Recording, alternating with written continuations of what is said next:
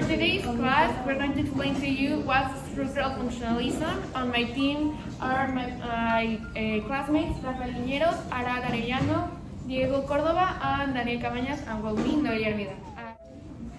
Okay, so structural functionalism seeks to explain the society as a complex, giant system. We could compare this system, the theory is trying to imagine as a machine, as a giant machine. And so the society would be the machine, and the members of society, would be the parts of the machine.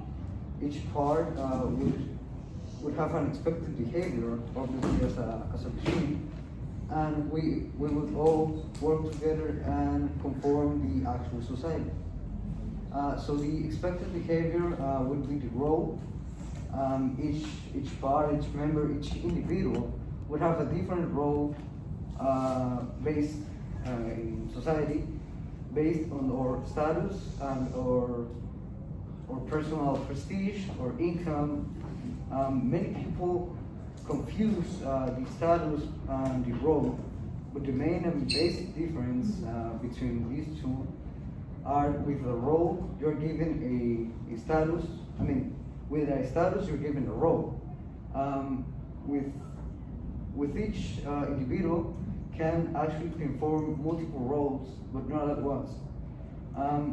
We could be, for example, a student, but you, in this case, the teacher, would be the role as a teacher, but when you go home, you are doing the role as a father, as a parent.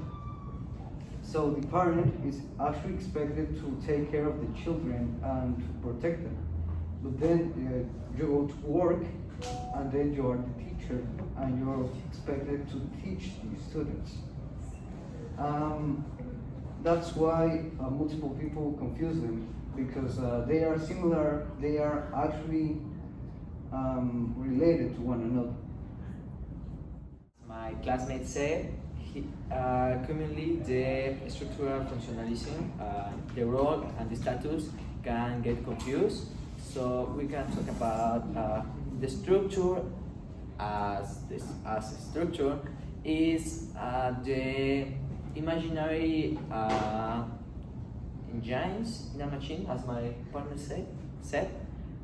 There we have the status and the roles. It could be commonly confused, but the difference with the status is not something you do because what you are, what you say, or what you develop. The status have two branches: the assigned and the acquired status. The assigned status is the status we know as families, or the family name, or where you born, the color of your skin, the race, the socioeconomic level you have. And the acquired status is the things you do as your work. That's the common status we know as the director, and a little lower is the teacher, or the subdirector, or a teacher, or the students. That's the status you have acquired in an environment. It could be work, your home, the society as such. So we have some examples of the status we know. The status in the socioeconomic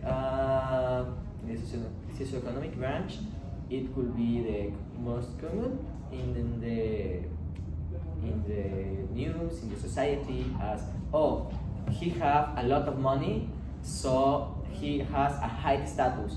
Oh, he's poor, he not have a status, he not have rights, he not have right to speak, to do, to go, to come.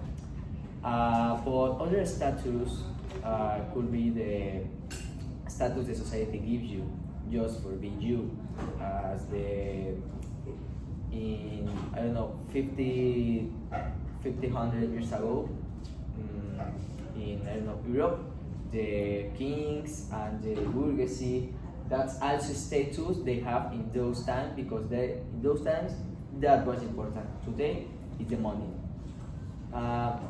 Also, well, I want to come back to clarify this different in the status and role. Other thing important about the status is status is not something, is something you can change, but it's more like a pyramid. You are se fue la palabra subir in the different levels. Scaling, that's, thank you. Scaling in different levels, and of course, it's a pyramid. You're scaling, and there's minus people with the same status as you. So it's important to clarify to you're open, you're minus, you are superior in some way to most people, and that's why the society always look a higher status depending what the society looks for. And then we have the structure. The structure in Latin means structura, which refers to arrangement of order of all. The structure of functionalism is divided in two terms. One is social facts, and the other are institutions.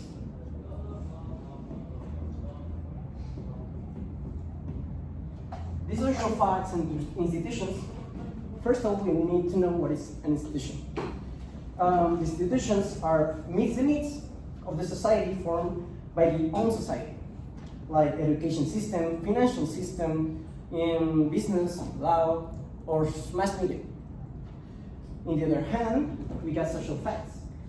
The other words are ways of thinking or acting formed by the society, unique objects that cannot be modified or influenced by the individual. These social facts can be, I don't know, like law, moral relations, religious, social currents like societal or birth rate. An example of social facts is when you are a simple individual. You have the law in your mind, but you're unconscious of that. When you do something that is against of it, or go to receive the law is present, and that's why the law is a social fact. Something that is present, but is not influenced in the living or not living in the or of the individual. It's a fact that is permanently there.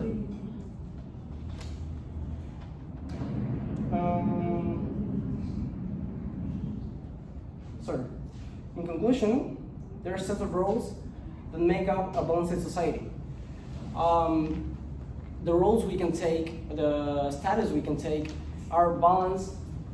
This is in equilibrium.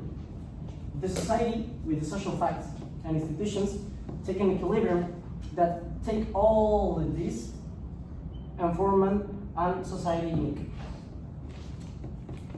Thank you. Okay, well, now no. Okay, well, now I'll start explaining about what's the whole topic about. My classmates explain what's a role and what's a structure, and I'm both conjoining it.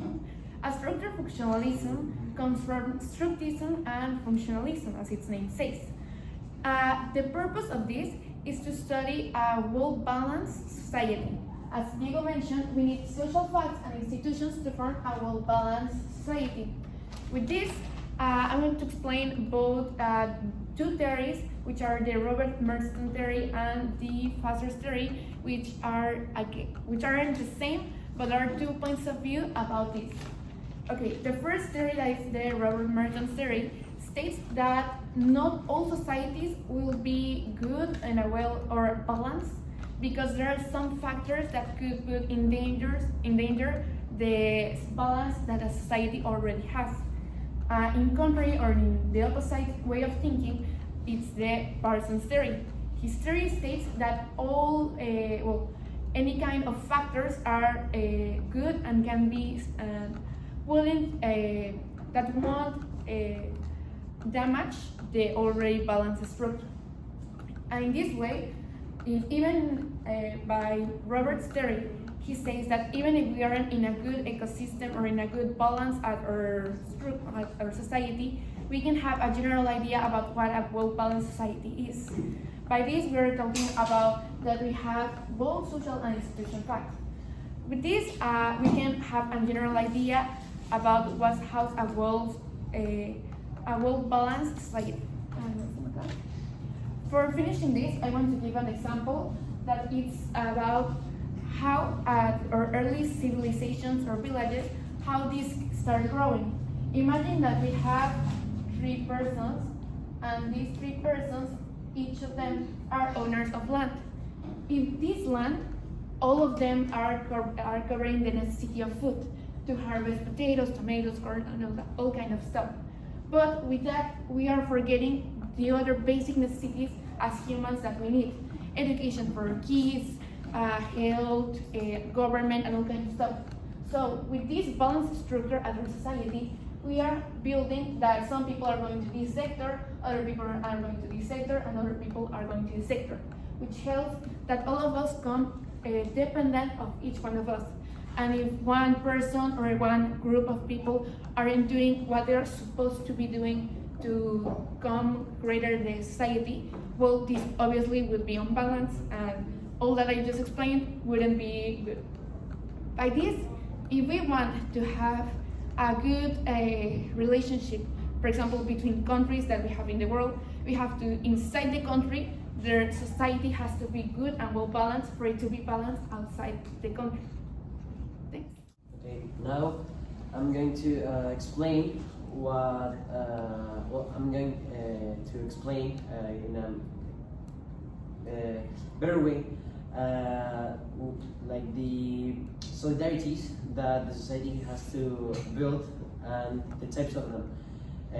The first is one type of them, it's the organic, and this means that, well, first, this type of solidarity is it's more common in the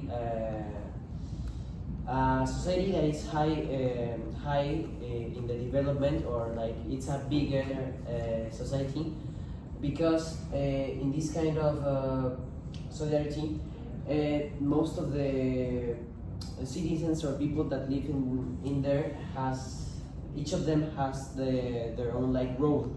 Each of them has one of them could be a doctor or other each of them has a role in the society, and this is it has some benefits, that it could be that the interdependence or the dependence of each of us is in a lower level than in the other type. For example, in the metropolis, or the biggest cities, for example the Mexico City, the other type of the solidarity is the mechanical.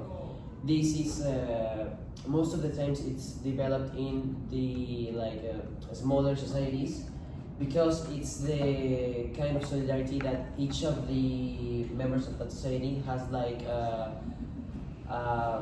similar role, and each of them has kind of interdependence between them, and each of them has something to do.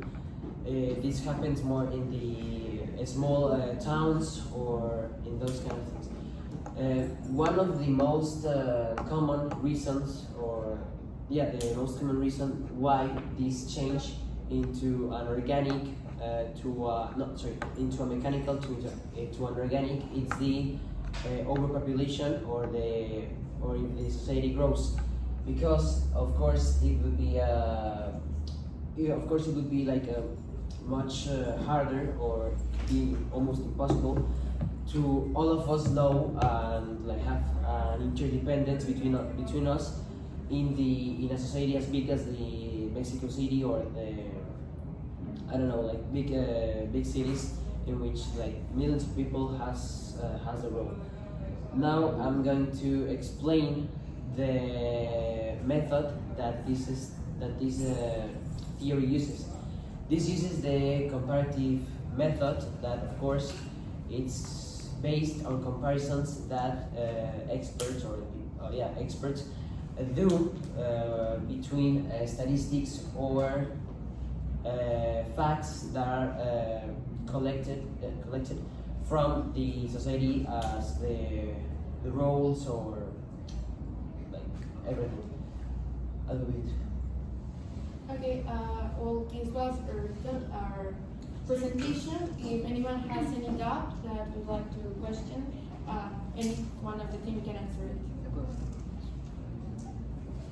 Okay, thank you very much. A small question for you. Each one of you can answer. Tell me any structure that you belong to and why do you belong to that structure?